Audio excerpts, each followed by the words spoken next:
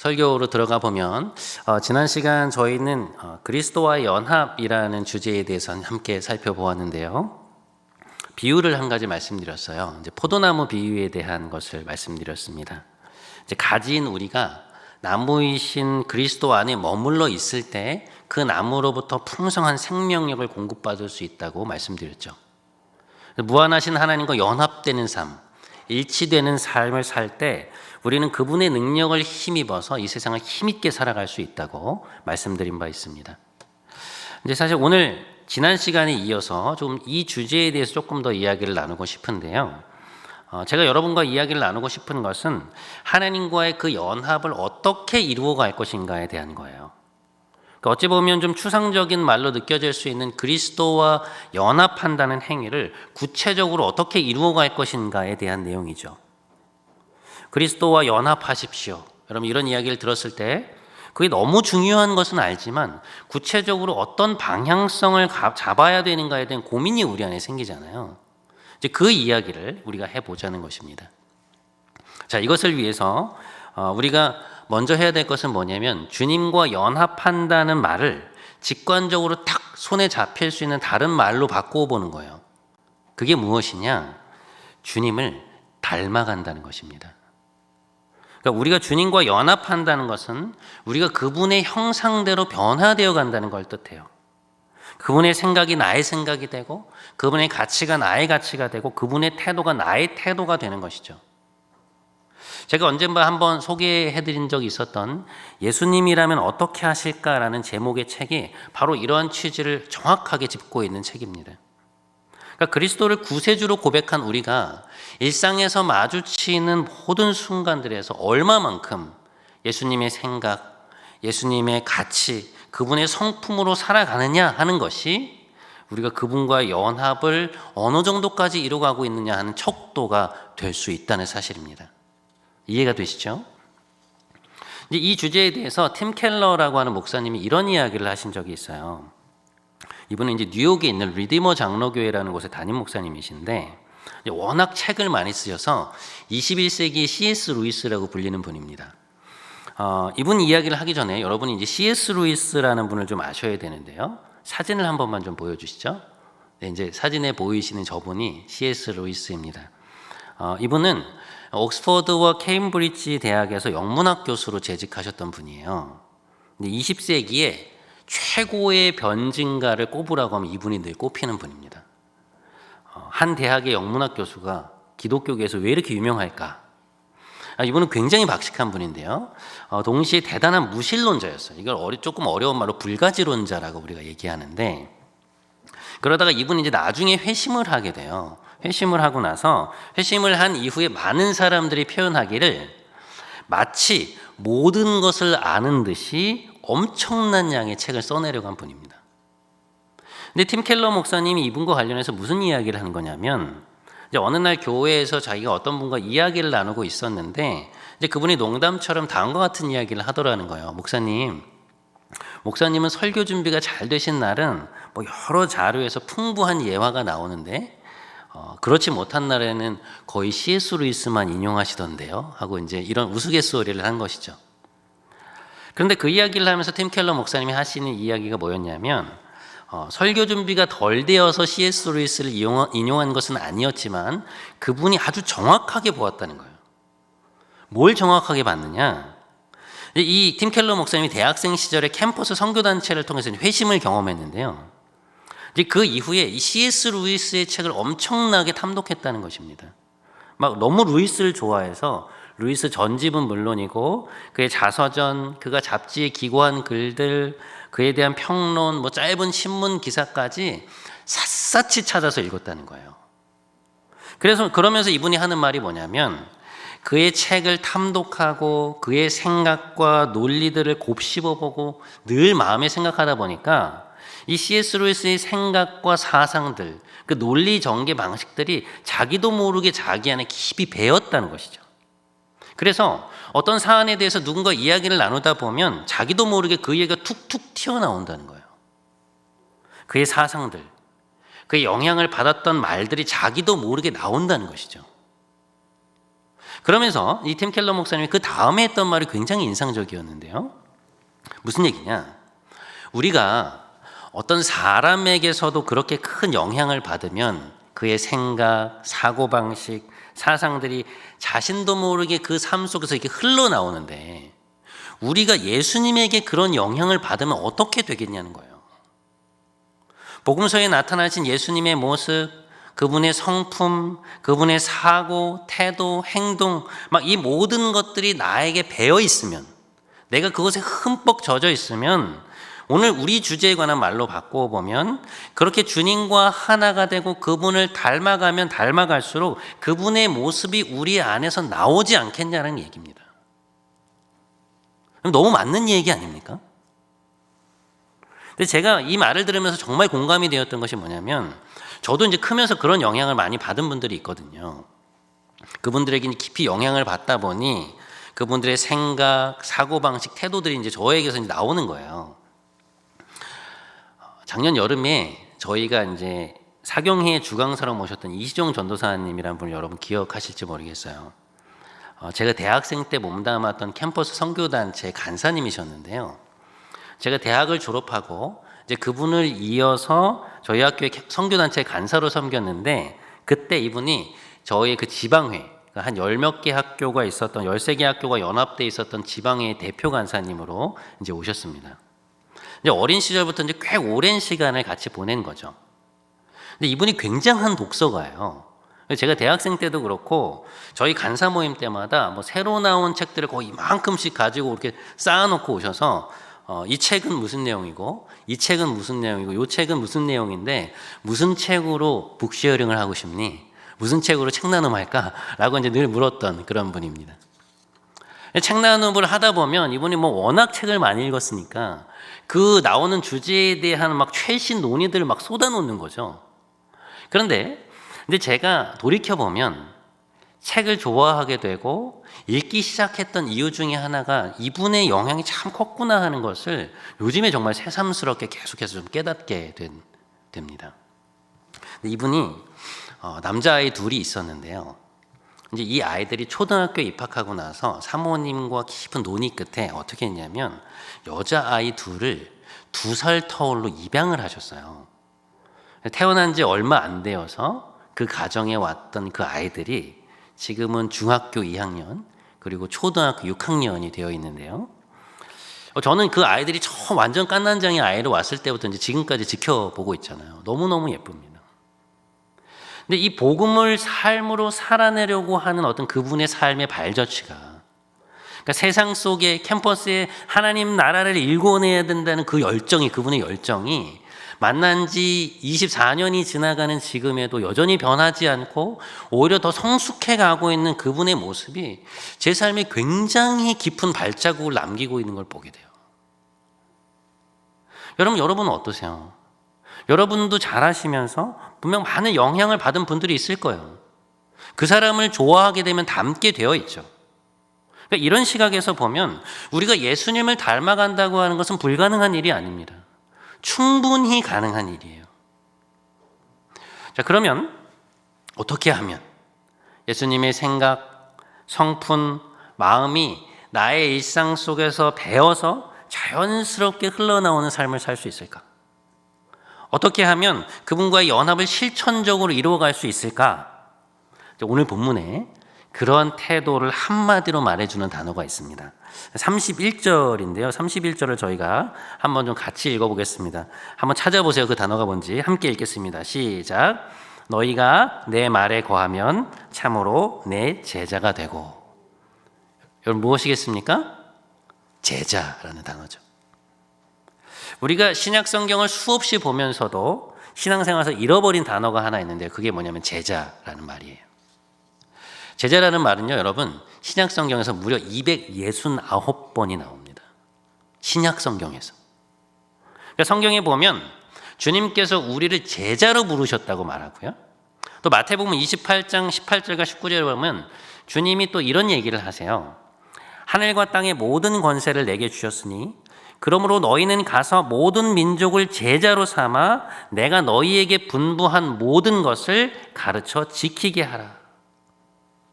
그러니까 이런 말씀들을 생각해 보면, 신약의 이런 말씀들을 생각해 보면 주님께서 우리에게 요구하시는 것은 무엇이었느냐? 그분이 우리를 부르시면서 요구하시는 것은 무엇이었느냐?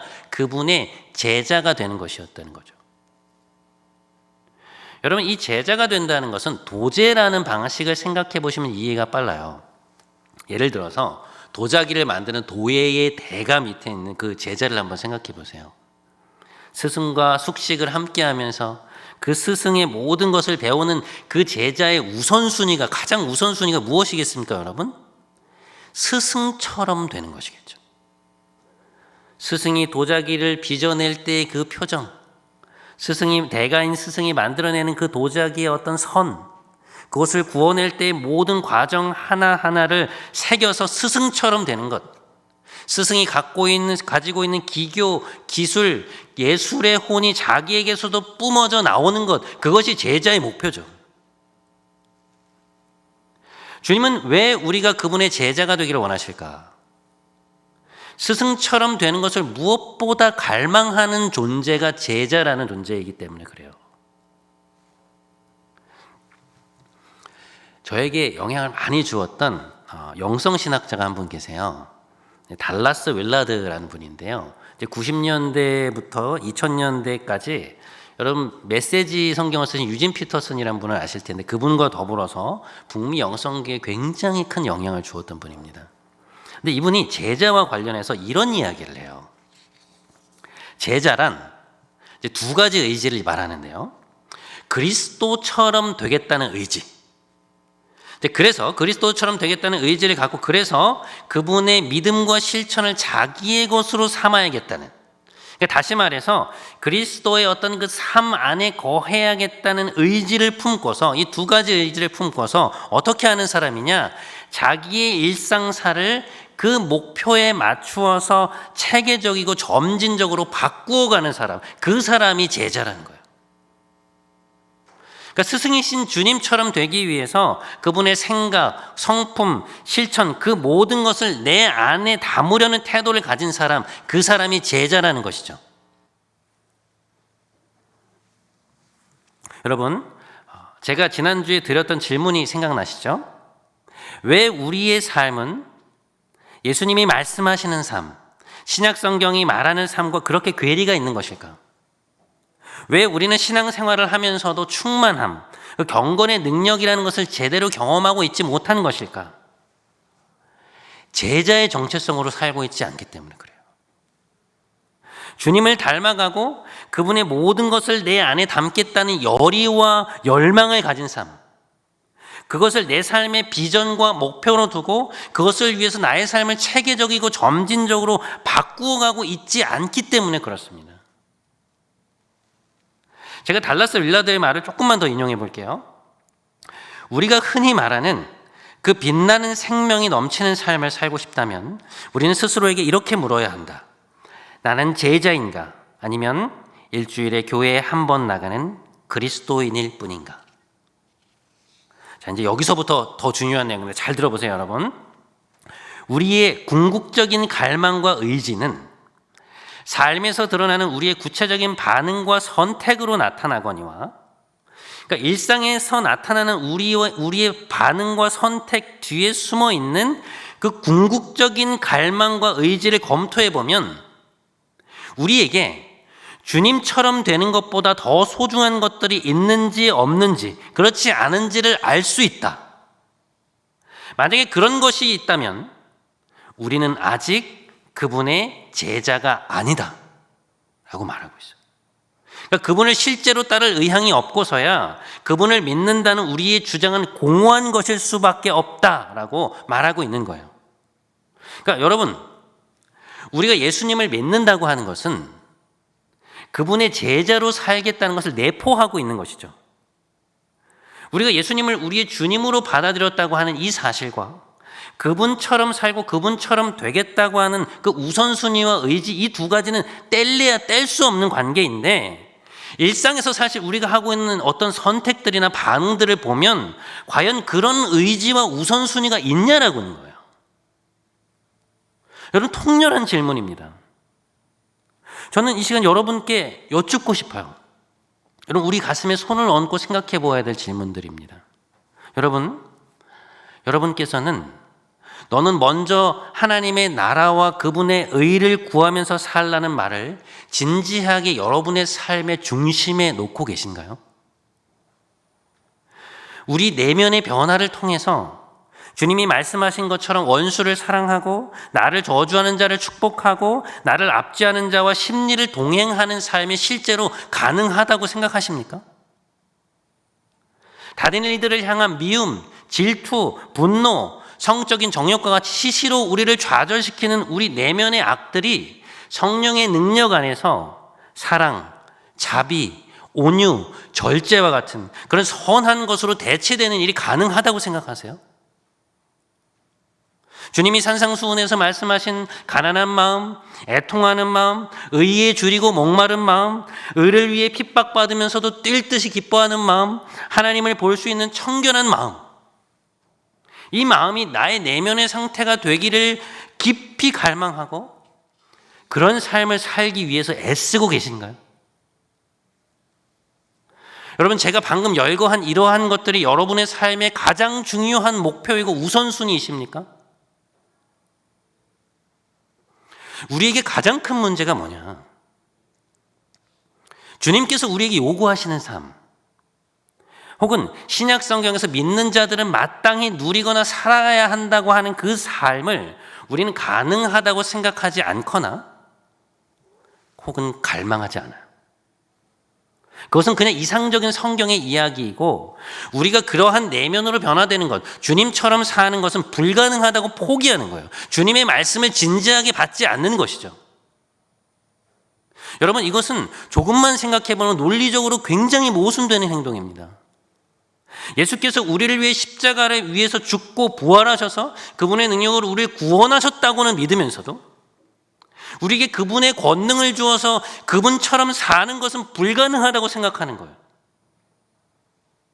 왜 성경에서 주님이 말씀하신 그 삶과 지금 이 시대를 살아가는 그리스도인들의 삶이 그렇게 다른가? 왜 그렇게 다른가?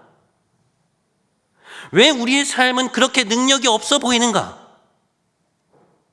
주님이 말씀하시고 신약 성경이 거듭 말하고 있는 이 명확한 비전을 우리의 것으로 취하고 있지 않기 때문에 그래요. 그렇기 때문에 그렇게 살 수 있다는 그 명확한 비전이 우리 마음속에 확고히 자리 잡고 있지 못한 거예요.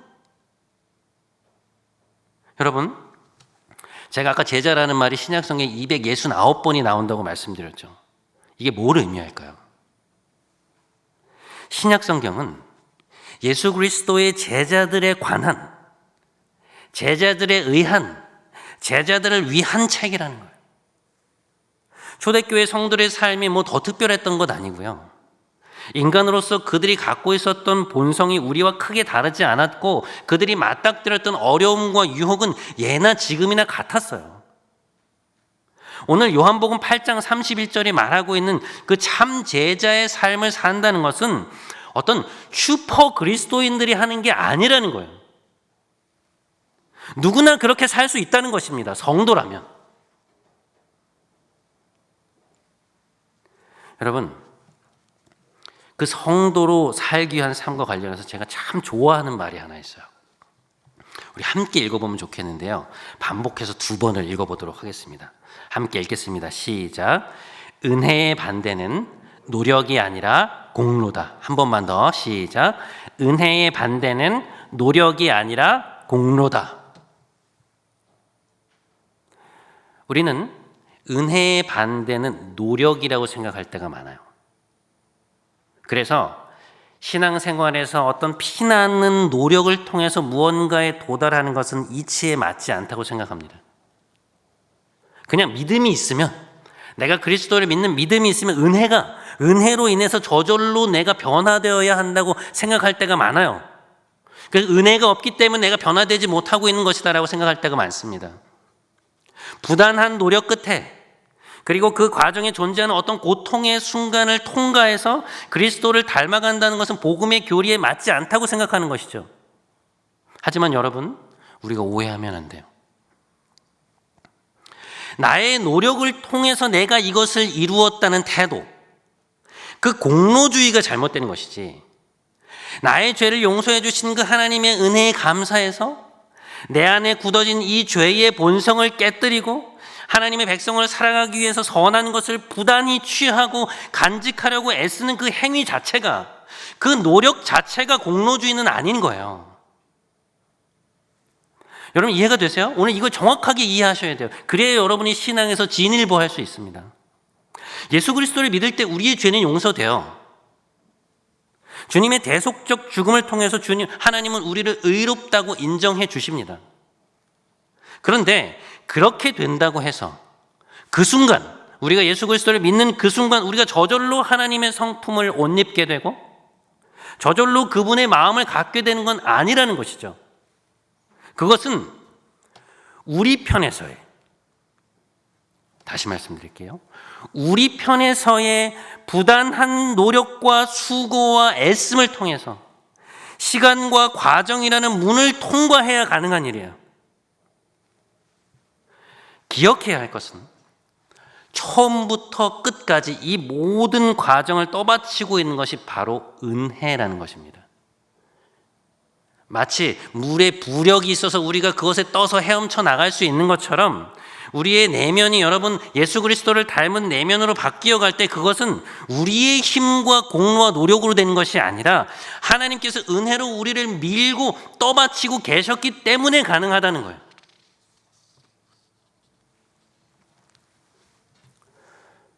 그러면 성경은 이 부분에 대해서 뭐라고 말하고 있을까? 여러분, 베드로 사도의 말을 한번 들어보시죠. 그 누구보다 훌륭한 제자의 삶을 살았던 사도 베드로가 이렇게 얘기해요. 그러므로 너희는 더욱 힘써 너희 믿음의 덕을, 덕의 지식을, 지식의 절제를, 절제의 인내를, 인내의 경건을, 경건의 형제 우애를, 형제 우애의 사랑을 더하라. 여러분 보세요. 지금 사도 베드로가 열거한 것은 예수님의 성품들이에요.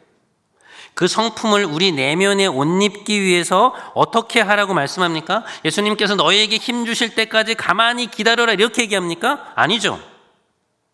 그건 이미 전제되어 있는 거예요.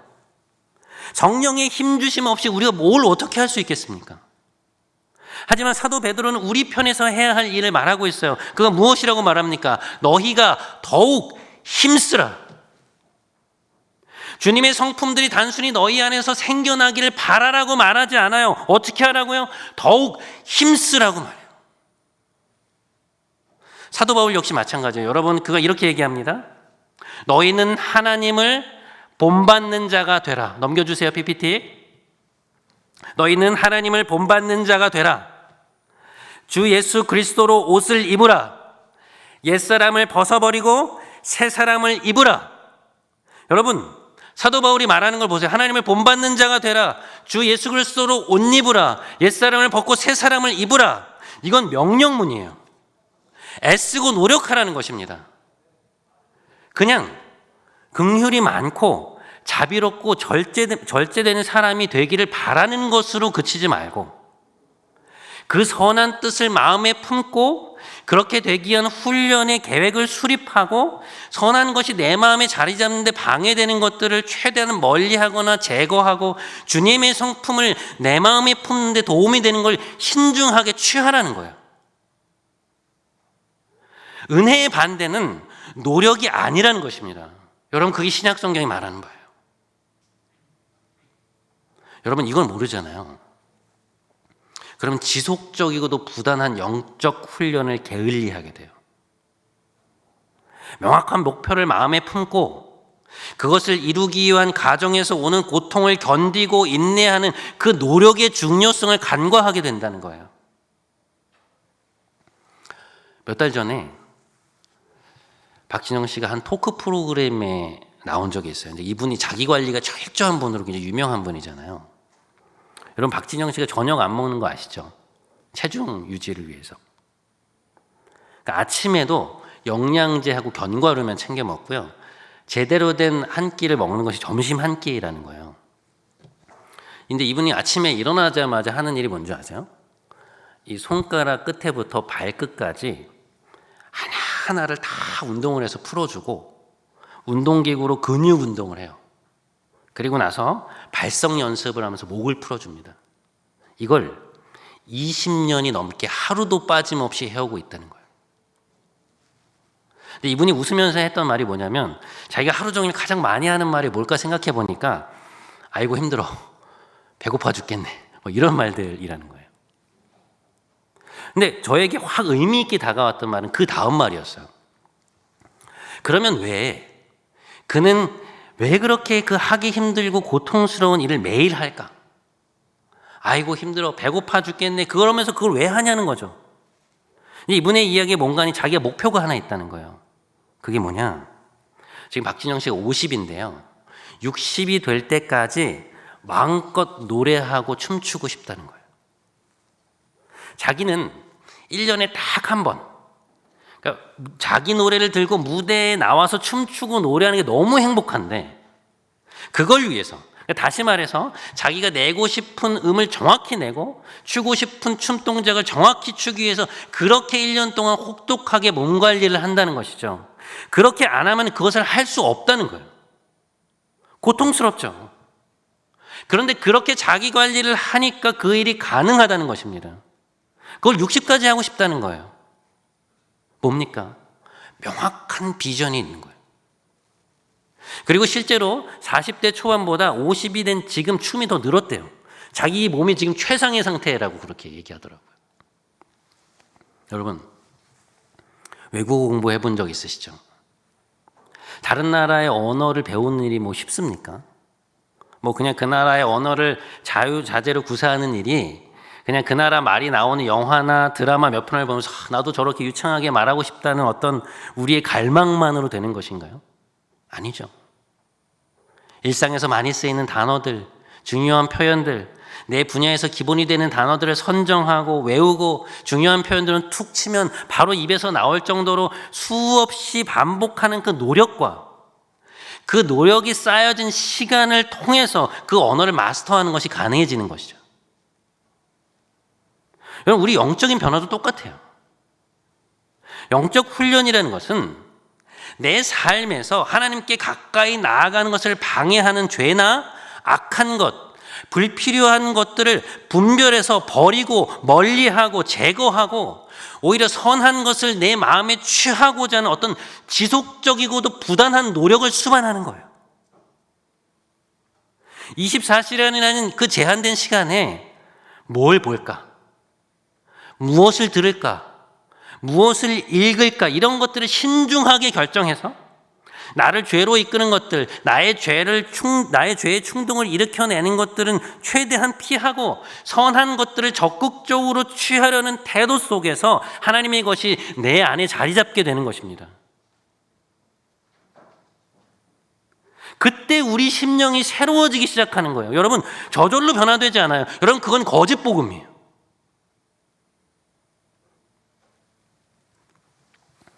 여러분, 우리가 지금 사순절을 지내면서 성경 필사를 하고 있잖아요. 왜 저희 교역자들이 그 짧은 본문을 선택했는지 아세요? 저희들의 내면을 바꿔왔던 말씀들을 엄선한 거예요. 그냥 여기저기에서 그냥 뽑아다 골라놓은 말씀이 아닙니다. 아침에 여러분 15분만 일찍 일어나서 그 구절들을 써가면서 나한테 와닿는 그 단어와 문장을 마음에 두고 하루를 살아가면서 계속 그 말씀을 되뇌이라는 거예요. 공부를 하다가, 일을 하다가, 길을 가다가 끊임없이 그것을 되뇌이면서 나의 생각을 하나님께 초점을 맞추라는 거예요. 하나님을 내 마음에 모시는 도구로 그것을 이용하라는 것이죠. 요즘 제가 운전을 하기 위해서 차를 타면 그 시동을 켜기 전에 늘 하는 행동이 하나 있어요. 새벽 기도를 오갈 때, 또 출퇴근할 때, 어디로 갈 때 차를 타면 제가 가장 먼저 이것부터 하는데 그게 뭔가 하면 제가 이용하는 음원 사이트에 그 내 음악 항목에 들어가서 찬양을 트는 일이에요. 요즘 저의 최애곡은 내 영혼은 안전합니다 라는 곡입니다. 가사가 기가 막혀요. 내 아버지 그 품 안에서 내 영혼은 안전합니다. 주 손길로 내 삶을 안으시니 그 평강이 나를 덮습니다. 나 비록 넘어지며 흔들리지만 주 내 안에 거하며 나를 붙드시니 내 생각을 주께로 돌리고 주시는 평강의 옷을 입습니다. 주 약속 안에서 내 영혼 평안해. 내 뜻보다 크신 주님의 계획 나 신뢰해. 주 안에서 내 영혼 안전합니다. 여러분들도 주님과 연합하기 위해서 여러분의 삶에서 애쓰고 계시겠지만 목회자인 저에게도 하나님께 끊임없이 저의 시선을 두고 선한 것을 계속해서 제 마음에 두는 일은 정말로 큰 노력을 요하는 일이에요. 제가 왜 매번 차를 탈 때마다 시동을 켜기 전에 찬양을 먼저 틀고 그 가사를 마음에 새기고 제 자신에게 선포하고 새벽 기도를 마치고 그 출근 시간까지 그 비는 그 시간에 큐티를 하고 말씀을 묵상하고 쓰고 하루에 1시간 이상 반드시 기도하는 시간을 내는지 아세요? 제가 왜 퇴근하고 집에 가서도 남는 시간에 설교를 쓰고 책을 읽고 밑줄을 긋고 밤에 자면서도 그것을 머릿속에 되뇌이면서 입술도 중얼거려 보는지 여러분 아세요? 여러분 저라고 쉬고 싶지 않겠어요? 새벽 기도 마치고 출근하기 전까지 바로 그 시간에 잠이라도 조금 더 자고 싶고 퇴근하고 나서 남는 저녁 시간에 소파에 앉아서 TV를 보고 싶은 마음에 왜 제 안에 없겠어요? 그런데 제가 그렇게 끊임없이 하나님을 바라보려는 노력을 하지 않으면 선한 것을 취하고 제 마음에 두려는 그 부단히 애쓰지 않으면 여러분에게는 끊임없이 성장하고 주님을 닮아가라고 말하면서도 정작 제 자신은 주님을 닮아가는 일을 이룰 수 없다는 걸 알기 때문에 그래요. 그걸 너무나 뼈저리게 느끼기 때문에 그렇습니다. 제 마음을 주님께로부터 분산시키고 주님과 연합하지 못하게 만드는 일들이 너무 많아요. 그렇기 때문에 저 스스로를 채찍질하면서 계속해서 주님께 저 자신을 데려가기 위해서 주님을 제 마음 앞에 모시기 위해서 애쓰고 또 노력하는 것입니다. 사랑하는 여러분, 왜 우리의 삶이 성경이 말하는 삶과 그토록 괴리가 있는 것일까? 왜 우리에게는 경건의 능력이 나타나지 않는 것일까? 제자의 정체성으로 살고 있지 않기 때문에 그래요. 그저 내 안에 가끔 올라오는 어떤 갈망과 몇 번의 시도로는 충분치 않습니다. 여러분 절대로 충분치 않아요. 그리스도와 연합하는 삶, 그분의 제자가 되어서 그분을 닮아가는 삶은 오직 피나는 영적인 훈련을 통해서만 가능한 일이에요. 하나님의 은혜를 연료 삼아서 그분의 떠받치시는 그 은혜를 붙들고 그리스도로 옷 입기 위해서 부단히 노력하고 애쓰고 치열하게 선한 것을 내 마음에 담으려고 노력할 때, 붙들면서 나아갈 때 우리는 어느 순간 우리의 삶이 성경에서 말하는 제자의 삶으로 바뀌어가고 있음을 발견하게 될 거예요. 부디 이 사순절의 기간에 주님을 닮아가고자 하는 명확한 비전을 내 삶의 목표로 두고 악한 것은 버리고 선한 것은 분별해서 취하려는 그 부단한 노력 안에서 함께 하시는 성령님의 놀라운 은혜를 체험하시는 여러분 모두가 되시기를 주님의 이름으로 간절히 축원드립니다. 아멘.